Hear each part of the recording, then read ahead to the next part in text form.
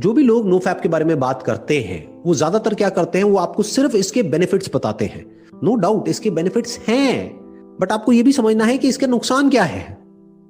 Life में हर चीज का प्लस भी होता है और माइनस भी होता है, प्रोज भी होते हैं, कॉन्स भी होते हैं। कोई भी आप दवाई खाते हो तो उसका बेनिफिट भी होता है और नुकसान भी होता है। तो डॉक्टर को समझना होता है कि इस दवाई का फायदा ज्यादा है या नुकसान ज्यादा है इस कंडीशन में, as per the condition of the patient. तो अब आराम से ये समझने की कोशिश करते हैं कि सेक्स डिप्रिवेशन के या सेक्स रिप्रेशन के क्या साइड इफेक्ट्स होते हैं। Difficulty in sleeping and body tension.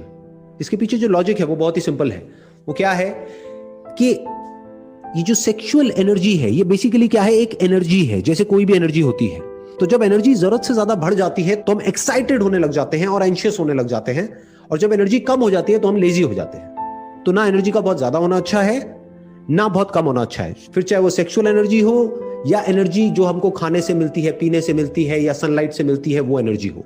ना एनर्जी ज्यादा अच्छी है ना कम अच्छी है।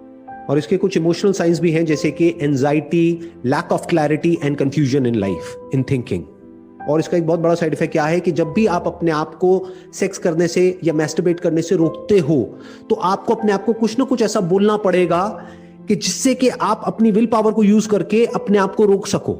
और जब ऐसा कुछ आप बोलते हो तो there is a strong possibility कि आपके अंदर नेगेटिव फीलिंग्स और नेगेटिव इमोशंस आने लग जाएंगे सेक्स की तरफ। फिर उसके बाद में जब आप किसी रिलेशनशिप में जाओगे तो आपके लिए प्रॉब्लम भी हो सकती है। और एक सबसे बड़ा और सबसे गंदा जो इसका साइड इफेक्ट होता है वो होता है feelings of guilt and Shem. यानी कि क्या कि जब आपके दिमाग में ये बैठ जाएगा कि ये करना गलत है, उसके बाद भी आपके अंदर ये डिजायर्स उठेंगे। अरे डिजायर्स को कैसे रोकोगे, इन थॉट्स को कैसे रोकोगे? जब भी ये डिजायर्स उठेंगे, जब भी ये थॉट्स उठेंगे तो आपको क्या लगेगा कि मैं कुछ बहुत ही गलत कर रहा हूं। तो जब वो थॉट्स आएंगे और जब वो डिजायर्स आपके ऊपर हावी हो जाएंगे और जब आप बार बार कोशिश करने के बाद भी फेल होगे, फेल मतलब क्या कि यानी कि आप मैस्टरबेट करोगे या सेक्स करोगे तो उसके बाद में आपके अंदर एक गिल्ट आएगा, and this will create stress and that can lead to anxiety and even depression for that matter. अगर आप किसी रिलीजियस या स्पिरिचुअल ऑर्गेनाइजेशन के साथ में जुड़े हुए हैं और जो आपकी ऑर्गेनाइजेशन है वहां पर जो भी प्रैक्टिसेस होती हैं, अगर उसकी वजह से आप सेक्स या मैस्टरबेशन नहीं कर रहे हैं तो दैट्स एब्सोल्युटली फाइन, क्योंकि ये आपकी मर्जी है, आपकी लाइफ है, आप जो चाहे जैसे चाहे वैसे जी सकते हैं। और मैं कोई नहीं होता ये आपको बोलने वाला या आपको बताने वाला कि आपको अपनी लाइफ के साथ में क्या करना है। That's your call. कुछ भी करने से पहले आपको अपने आप से एक क्वेश्चन पूछना है कि जो भी मैं कर रहा हूं वो कर क्यों रहा हूं, मेरी लाइफ का पर्पस क्या है, मेरा गोल क्या है जो मैं अपनी लाइफ में अचीव करना चाहता हूं अगले 5 साल में या 10 साल में। अपने आप से पूछो। तो हो सकता है जब इस तरह के क्वेश्चंस आप अपने आप से पूछोगे तो आपको क्लियर कट एक आंसर मिलेगा। वो आंसर क्या हो सकता है कि मुझे एक बहुत बड़ा एंटरप्रेन्योर बनना है, मुझे एक बहुत बड़ा क्रिकेटर बनना है, मुझे एक बहुत बड़ा सिंगर बनना है।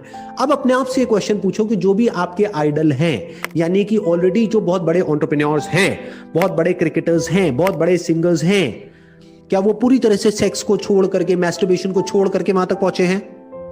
अपने आप से एक क्वेश्चन पूछो। इनफैक्ट बहुत सारे ऐसे भी लोग हैं जिन्होंने ओपनली बात किया है अपनी सेक्स लाइफ के बारे में।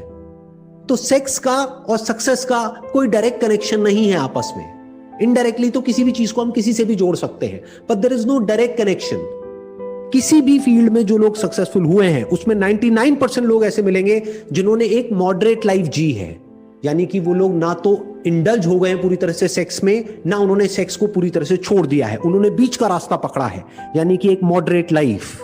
तो अगर आप एक्सेस में मैस्टरबेशन कर रहे हैं या पॉर्न देख रहे हैं तो अपने आप से एक क्वेश्चन पूछोगे ऐसा मैं क्यों कर रहा हूं, तो आपको एक क्लियर कट आंसर मिलेगा कि मेरी लाइफ में ढंग का कुछ करने के लिए है ही नहीं। तो दैट इज द प्रॉब्लम।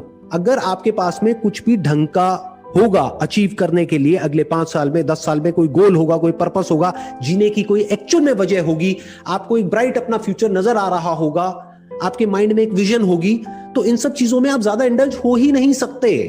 किसी भी हैबिट को छोड़ा नहीं जा सकता है, उसको रिप्लेस किया जा सकता है।